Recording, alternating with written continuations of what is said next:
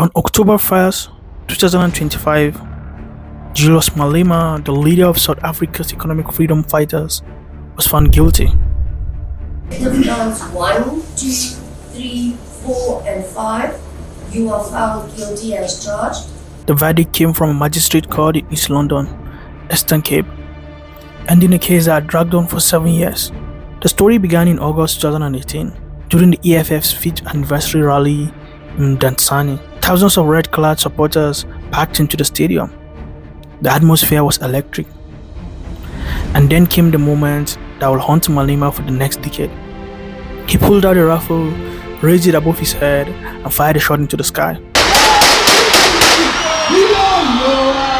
The crowd cheered. The clip went viral. For his supporters, it was theater. For prosecutors, it was a crime.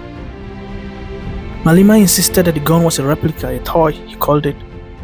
But ballistic evidences told another story. And in 2025, the court agreed. It was no toy. The magistrate ruled him guilty on 3 counts: unlawful possession of a firearm and ammunition, discharging a firearm in a public space, and reckless endangerment. His longtime ally and bodyguard, Adrian Sneeman, accused of supplying the weapon, walked free. But for Malema, the consequences are far from over. Sentencing is scheduled for January 23, 2026. And here's the danger. Under South African electoral law, if Malema receives a prison term of more than 1 year, he could be barred from parliament altogether. For a man who thrives on the political stage, that will be devastating. For the state, this is a victory. One of the few times they've managed to pin down a politician who has made defiance his trademark. But for Malema, this may not be an ending. It may become just another battle in his long narrative of Julius Malema versus the system. Because if there's one thing his career has shown, it's this. Malema knows how to turn even defeat into fuel. If you want to understand Julius Malema, you have to understand his relationship with South African Scots. The man has practically lived in them. And one of the earliest and most defining battles came not over guns or money, but over words. Back in 2009, Malema was still the fiery head of the ANC Youth League, a rising star in Jacob Zuma's camp. But his mouth landed him in trouble. At a rally, he mocked Kwesi, the woman who accused Zuma of rape. The Equality Court ruled his comments were hate speech, degrading, harmful and unlawful. He was fined 50,000 rand and forced to apologize. It was no small punishment, but it set the stage. Julius Malema will never hold his tongue again, no matter the consequences. Then came the real flashpoint, a song, Double Ibuno, Shoot the Bois, an old struggle chant from the days of apartheid. Malema belted it out at rallies, face raised, crowd singing. To him, it was history, a song of resistance, part of South Africa's tradition. But to his critics, it was incitement, a direct call to violence against white farmers. What followed was years of legal ping-pong. In some rulings, judges banned the song, branding it hate speech. In others, courts sided with Malema, ruling that in political context it was protected by freedom of expression. The debate split South Africa. Was Malema keeping alive the memory of a struggle or pouring petrol on the flames of racial tension? And the battle never really ended. As recently as August 2025, the Western Cape Equality Court once again found Malema guilty of hate speech, this time for remarks made at the 2022 EFF rally, where he repeated the same liberation rhetoric that has always defined him. For his critics, the case was open and shut. Malema is a man who thrives on division, who incites anger for political gain. But for his supporters, the message was very different. Here was proof, they said, that Malema refuses to be silenced, that even when dragged before judges, fined or condemned, he will keep shouting the words others fear to speak. That's the paradox. Villain to some, martyr to others, is exactly what has kept Julius Malema fires burning. Julius Malema doesn't just fight the state in rallies or courtrooms, he fights it right inside parliament itself. And in 2021, one of such battles exploded in front of the nation. That year, Malema sat on the Judicial Service Commission, the powerful body that interviews judges for South Africa's highest court. During the interview of Elias Matojane, Malema zeroed in on one issue. The judgment Matojane had delivered against the EFF in a defamation case. Malema accused the judge of bias, pressing him again and again. To his critics, it was intimidation, a politician trying to punish a judge for doing his job. To his supporters, it was accountability, the one man brave enough to question the untouchables in robes. But Parliament saw it differently. Its ethics committee ruled that Malema's questioning was a conflict of interest, that he had abused his role on the JSC to protect his party. The decision carried weight. Parliament was saying even Malema, the king of disruption, had a limit. Malema, of course, fought back. He challenged the ruling in Cape Town High Court, insisting he had done nothing wrong. But in 2025, the court dismissed the case. Another loss, another judgment, another black man. For the establishment, the message was clear. Malema must obey the rules like everyone else. But for his base, it was just more evidence that the system was bent on crushing him. Once again, he turned defeat into defiance. The lone fighter calling out hypocrisy of a political class too afraid to speak truth to power. And in the eyes of his supporters, that made him not weaker but stronger. No South African politician becomes larger than life without being dogged by corruption scandals. And Julius Malema is no exception. In early 2010s, Malema was at the center of one of his first major corruption cases. Prosecutors accused him of fraud, corruption, racketeering, money laundering, tied to lucrative government contract in his home province of Limpopo. The charges painted him as a rising populist who was already dipping his hands into state tenders. The trial dragged on for years, with headlines, court delays, and endless postponements. Finally, in 2015, the case was dismissed, not because he was cleared of wrongdoing, but because prosecutors simply could not push it forward. To his critics, it was proof of South Africa's failing justice system. To his supporters, it was vindication. The state tried and failed to bring him down. The shadow of corruption didn't disappear. A few years later, Malema's name surfaced again, this time in one of the most infamous scandals of recent times, the collapse of VBS Mutual Bank. The story was staggering.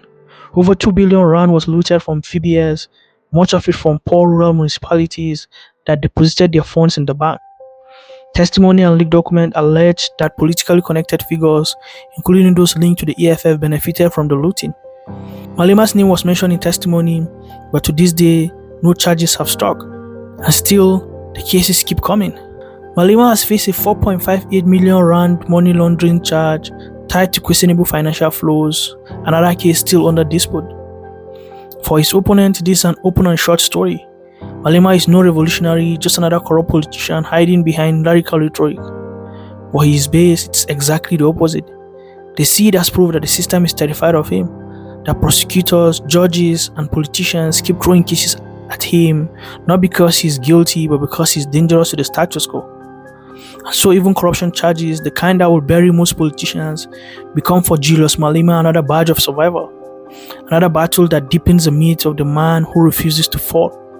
Even culture, the one space where politics usually take a backseat, has become a battlefield for Julius Malema and his critics. In 2023, South Africa's National Council of SPCAs filed charges against him after a video surfaced online. The footage showed Malema at a traditional ceremony plunging a knife into a cow as part of the slaughter ritual. The images were graphic and they spread quickly. For Malema's opponent, the video was evidence of barbarism. They argued that no politician in a modern democracy should be seen leading an animal to such a brutal death. They saw it as another window into his recklessness, a man who thrives on spectacle even at the expense of life. But for Malema and his defenders, the case was never about the cow. It was about culture. They framed the charges as another attempt by what they call the white state to criminalize African practices. After all, animal sacrifices has been part of South African cultural and spiritual life for centuries. To Malema, this wasn't cruelty, it was heritage. And in that clash of perceptions lied the heart of his politics. To critics, he breaks the rules. To supporters, he breaks chains. Even something as simple as slaughter ritual became another episode in the story of Malema versus the establishment. And once again, he walked away not weakened but stronger, portrayed by his base as the man who refuses to bow to a system that disrespects African traditions. At this point, you may wonder, how is Julius Malema still standing? For most politicians, even one of these controversies, a corruption charge, a hate speech conviction, a firearm case, will be career-ending. Their credibility will collapse, their supporters will scatter. But with Malema, the opposite happens. Every battle, every courtroom, every scandal seems to make him stronger. Why? Why is this so? The answer lies in 5 dynamics that he has mastered. First, defiance as a narrative. For Malema, every charge is not just a legal problem, it's a story. And in that story, he casts himself as a man targeted by elite because he speaks the truth they fear. Each summons, each conviction becomes proof that he's a threat to the establishment. Secondly, media mastery. Courtrooms are normally dull, procedural places. Malema transformed them into theater. Headlines follow him, TV cameras point at him. His fiery press briefing outside the court often overshadow the judgment itself. What is supposed to weaken him ends up amplifying him. And thirdly, martyrdom to his base.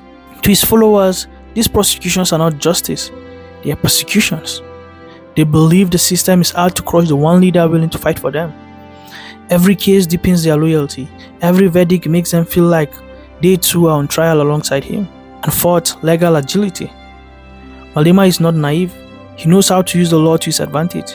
He drags out cases, files appeals, challenges rulings, and plays for time. The longer the case drags, the more control he has over the narrative. The courts become another stage, not a cage. And fifth, symbolic power. Perhaps the most important. Malema never frames his battles as personal. He ties them to broader struggles, land redistribution, racial inequality, economic injustice.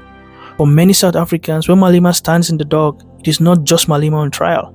It is the poor, it is the dispossessed, it is the forgotten majority. And this is the paradox. The more Malema fights the state, the more he loses in court, but the more he wins in the court of public opinion. His defeats don't destroy him, they feed his legend. And so here we are again. Another guilty verdict, another looming sentence, another test of whether South African institutions can truly hold Julius Malema back. On paper, the state has the upper hand.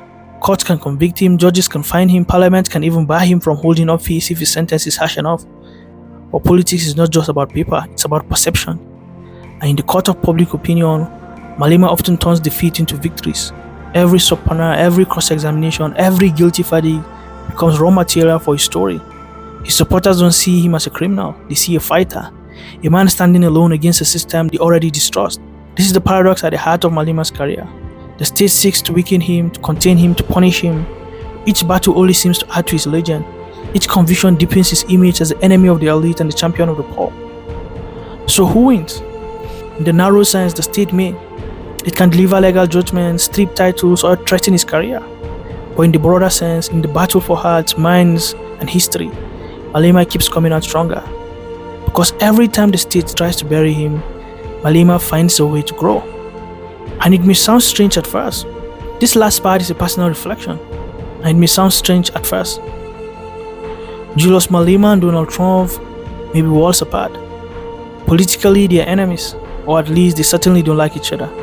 Malema has been blunt in his criticism of Trump, once calling him a product of a racist world order and dismissing his leadership as danger to global south.